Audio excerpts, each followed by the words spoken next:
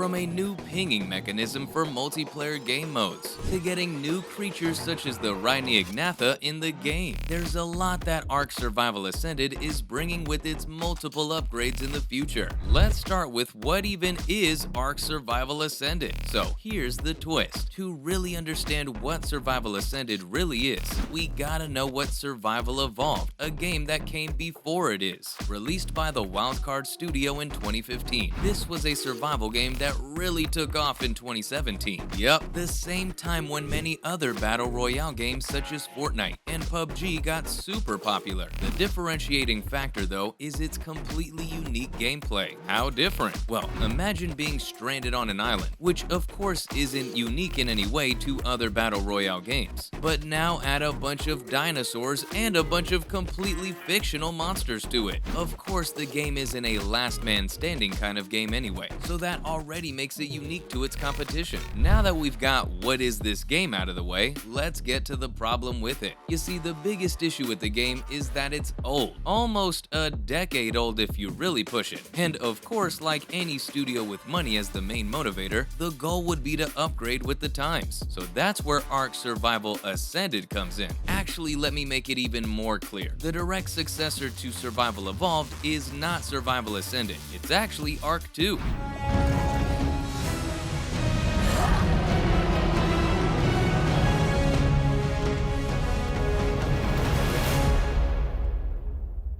Confused? Don't be. Let me explain. Ascended is actually just a remaster of the original game. And while we're on the subject of the remaster, let's talk about what's up with it. Now, while it is literally a remaster of the original game for newer consoles and systems, it's not exactly the carbon copy of the original. Yeah, I know, it's a little confusing, but don't worry, I'll explain. Initially, the studio's plan was to release a bundle in 2024 that included both ARK 2 as well as the remaster. But that did not end up being an acceptable decision by the fans, and so the developers decided to redact their statement. Instead, what they're doing now is releasing the remaster as a standalone game, with DLCs being released over a period of time. This increased the price from the original $50 to $60. However, now you get all the expansion packs included in it, so that's a win, right? Plus, talking about the upgrades, the game's going to have a better multiplayer setup now. Unlike earlier, there's going to be a far more diverse cross-platform setup, with the game being available across almost all platforms. It only makes sense to do that, especially in this day and age.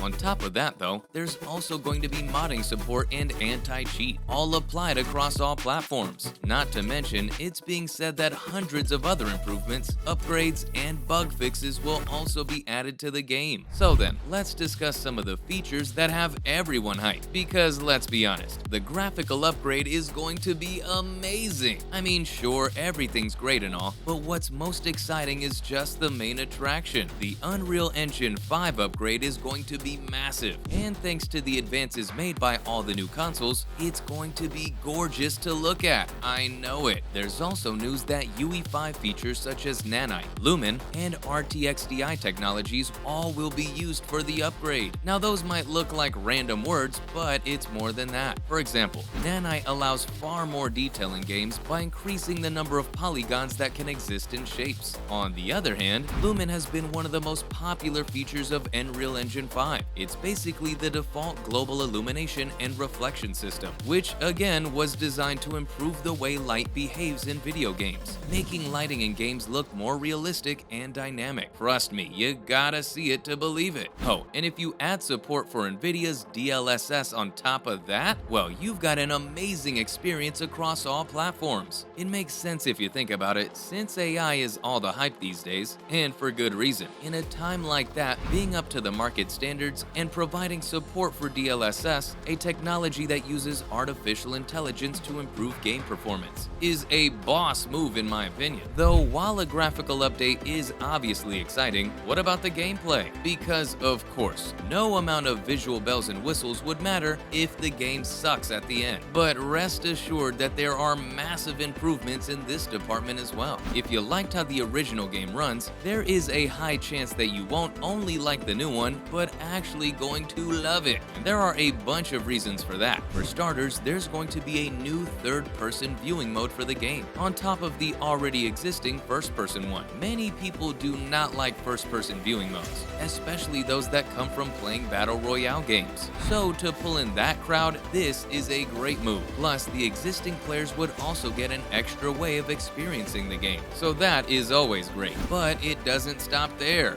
Oh, it really doesn't. Supposedly, there's also going to be an improved minimap as well, and a new pinging mechanism for when you're playing multiplayer. Not to mention, we can also expect massive improvements in the building mode, and with that, the addition of new structures. Now, if you thought that's it, well, guess what? It isn't. Dynamic water and interactive foliage are all visual improvements that you might think are small, but trust me when I say that they make a heck of a difference in your gaming experience. Other upgrades also include the introduction of queuing for multiplayer servers, as well as balance passes, directional sprinting, and walking. I mean, the list is just so long I could keep going on and on. Obviously, no one's yet seen the gameplay, but as we approach the release date in the summer, I'm sure we'll get plenty of deep dives into the upgrade. Oh, and before I forget, there's also a new game mode called Survival of the Fittest. This mode is being integrated into the main product as a new fully supported feature. And get this, it's going to have a dedicated team to work on more gameplay changes, like mechanical improvements, quality of life, maps, and balance adjustments. So, what will we get with the Survival of the Fittest mode? First off, it's getting a major overhaul with an exclusive ARK Survival Ascended update. This includes upgrading the game to Unreal Engine 5 with complete cross-platform and cross-modding support. That means the Survival of the Fittest Unreal Engine 5 source content will be released for modders to use within ARK Survival Ascended. Next up, there's going to be a new Survival of the Fittest map called Scorched Earth. Plus, the matchmaking queue that we talked about earlier is definitely in line with the introduction of this mode. And if you're into customizing your characters and creatures, you'll be happy to know that there will be cosmetic options for that too. Guess someone is interested in that Battle Royale after all. But what's even more interesting is that there's going to be a local lobby where you can group up with your friends. How cool is that? In order to prepare for all of this, however, the servers for the ARK Survival Evolved game are going to get shut down in August. That's a bummer, sure, but it's a necessary step to prepare for the next upgrade. And sure, it's all fun and games, but we can't leave all our previous players in the dark, can we? So for that, rest assured that there are still going to be upgrades. The last one is in June with the game's 8th year anniversary in line. Oh, and yeah, this one's gonna be good too, cause guess what? It's going to introduce a brand new creature called Rhyniagnatha. What's really cool is that Rhyniagnatha was actually voted on by the community, so it's like we all had a hand in creating this new addition to the game. And there you have it, the biggest upgrades that ARK Survival Ascended is bringing with it. Thanks for watching, and I'll see you next time.